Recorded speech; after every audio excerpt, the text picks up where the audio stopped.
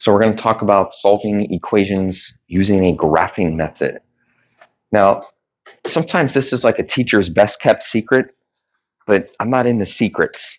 I'm not into like hiding things from students. This is a sharp, snazzy way to solve an equation. And yes, it uses a calculator. But it doesn't replace all the hard work we have gone through to learn how to solve equations using algebra. So again, this is not a replacement. This is just another way that we can come up with some answers. Look at the statement there, that fact. Again, sometimes that's kind of like a teacher's best kept secret, but we're not trying to hide it from you. If an equation is equal to zero, the x-intercepts, are your solutions. Okay, and that's kind of the golden nugget, the x-intercepts.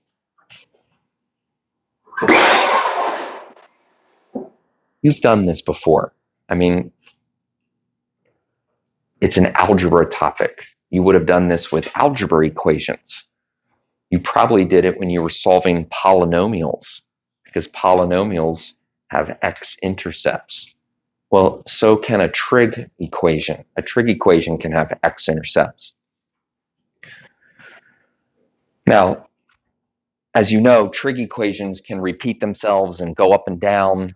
And so instead of having x-intercepts forever, we just look from 0 to 360. Basically, just so we're not listing multiple answers, we have some kind of domain, 0 to 360.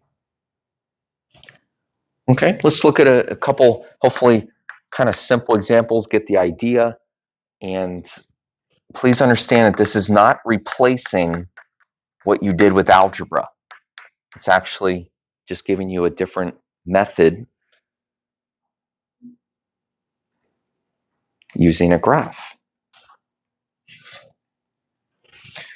Now, remember, like I'm trying to help you guys understand the big picture of math. This does not say that you're trying to prove that sine plus cosine equals 0. In fact, it's not necessarily that is equal to 0. You're trying to find out what x value will solve that equation equal to 0. And you can also think of this like the graph equaling 0. You've seen me do this before. It works for any problem. You can think about when the graph would equal 0. And that's basically what we're going to do. We're going to type this in. We're going to graph it. And then, of course, the x-intercepts are those magic places that equal 0. The graph of sine plus cosine, remember how to graph things. Make sure you're in degree mode. Make sure you're in degree mode and hit zoom trig. And it turns out that you actually just get a shifted sine wave. Not that I would expect you to know that, but it's like a shifted sine wave. But today, we're really just interested in these two brown dots, these two x-intercepts. Okay, now you'll notice I'm only looking at those because they're from 0 to 360. It turns out that they're kind of common angles. They're common angles, 135, and then the other one is also halfway in between over there at 315. 135 and 315.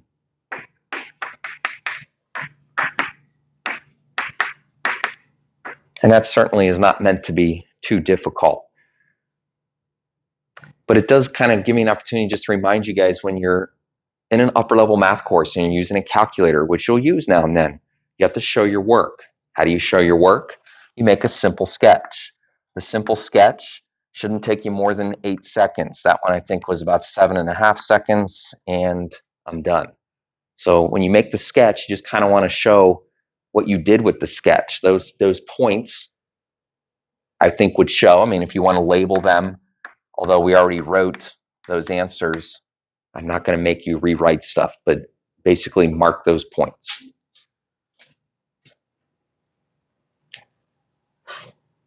Now listen, this equation is not meant to be too tricky because I want to remind you that we've learned how to solve it with algebra. Okay, that's what you're going to do on the mini check in a few minutes. So don't forget algebra. And it's a good problem because, well, if you divide, I think we actually have solved this problem, this exact problem before. But if you divide, you can make trig functions disappear. You can get tangent. You can get the number 1. I want you to see here that when you solve this using algebra, that you actually get a different answer. You get negative 45. So what's kind of up with that? Well, I know it's not too hard to see that negative 45 would be another x-intercept. But the reason negative 45 is kind of the algebra answer is because it's the principal value. Remember, you get principal values when you solve it with algebra. Now, I'm not trying to confuse you if you're like, which answer do I give? I'm more showing you that you get different answers depending on what method you pick. Okay? On the mini check in a few minutes, you're going to use this method. Can you check your answer? Yep, you can check your answer. I mean, you've learned how to check your answer by plugging it back in also. Good. Yeah, it's going to be, the directions specifically say show the algebra. Remember, I'm trying to teach you guys how to think. I'm trying to give you skills. If we're just trying to get answers, then we could probably type most answers into a computer. And I realize this is the 21st century, but it's not about just getting answers. It's about thinking. So, but we're thinking, we're using some graphing. You can think by using a graph. And what I want you to think about for this problem, this will be the only other problem we do. But what I want you to think about is that equation, well, it might not be able to be solved with algebra. I know, I just said it. Maybe there's some equations that you can't solve with identities because there might not be like a clean substitution. There might not be some type of way to make things cancel. And so maybe we need some technology. It turns out for this one that we do, just make sure that it's equal to 0. It's supposed to be pretty easy. I know you can subtract 5 tangent, but it's pretty important. The equation has to equal 0 if you're going to use this method.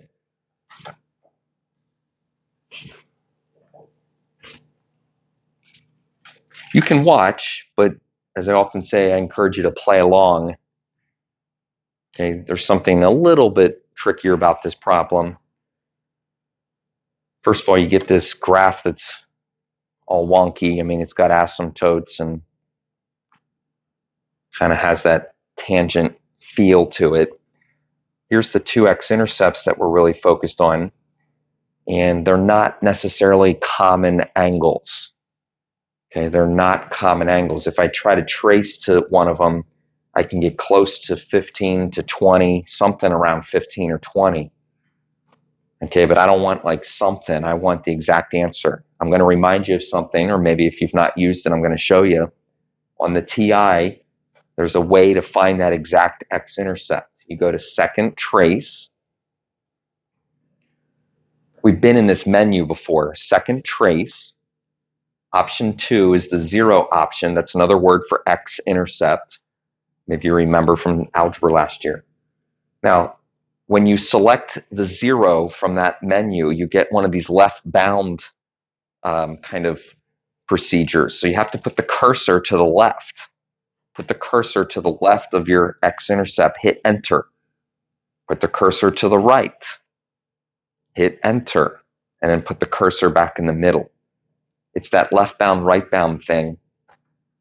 You have to put the cursor to the left, to the right, back in the middle.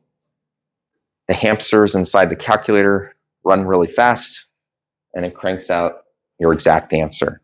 Okay, 20.53, 2 decimal places. Sounds good.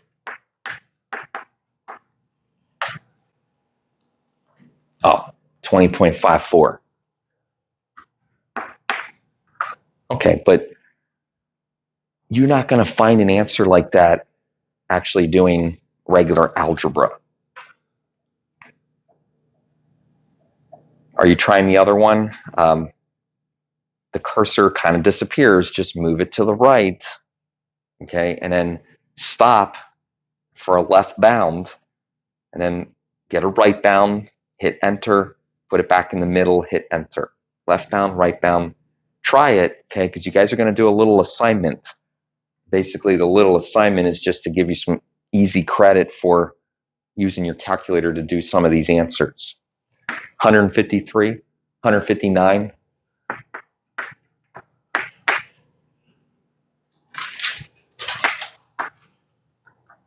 159.46. Remember, show your work. When you're using a calculator, which you will use a little bit in this class and a little bit in calculus. A lot of our goal, though, is to get the calculator out of your hands, but still, there are times when it's helpful. So draw a sketch. Like I said, don't spend more than 8 seconds on your sketch. Show your work, maybe highlight the x-intercepts, and that's good enough.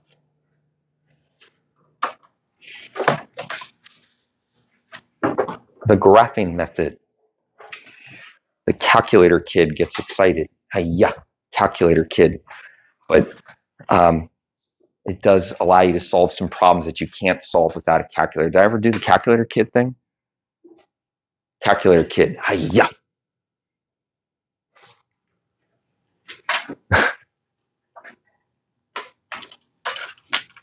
It's sort of a bygone, but there used to be a time where, like, since the calculator was kind of new, I don't know if it was 10 years ago or something, but there'd be kids, I can do it on my calculator. Yeah, you can do everything on your calculator, okay? But we're trying to teach you to think. We're going to make this like a little assignment. I'm not trying to like bog you down. Actually, what I'm trying to do is give you some easy points, just some points, you know, instead of putting this into a homework category, basically after the mini check, go ahead and do. And then it'll be something you can turn in. Now, if you can't turn it in before you leave class today, you can turn it in Monday. Okay, but put it on a piece of paper that you can turn in. Now, you also want to turn in those equation cards, right? But you can turn those cards in after you, or when you turn in the mini check.